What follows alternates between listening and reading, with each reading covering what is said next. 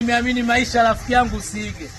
Mtu ana mabilioni ya hela, mabenki yakai foleni, kila siku ananunua viwanja, ananunua ardhi, ananunua majumba, watu wanaolala na koloma na utandoto.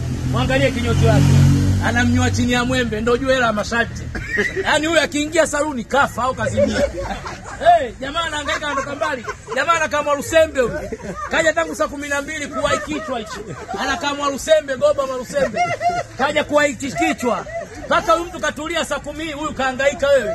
Tangu saa 12 huyu mtu ana hanki yake. Paka kama katulia chini huyu kasali kaomba Mungu. Cheki.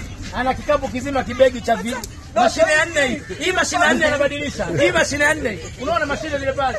Kabadilisha nyingine. Yaani kichwa hichi anakwenda upande huu kila sehemu ina mashine yake. Bwana Mungu akubariki. Unateseka sana ndugu yangu. Yaani hela yake usiitie hata mfukoni. Hapo unaikanyaga. Haya ndio mmeamini ndio tajiri huyu.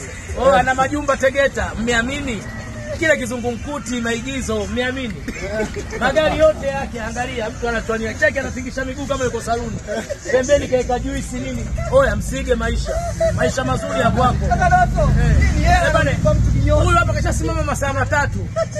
Huyu kakasirika sema anashindwa kusema. Yaani hapa anashukuru. Bwana mkate hata kidogo.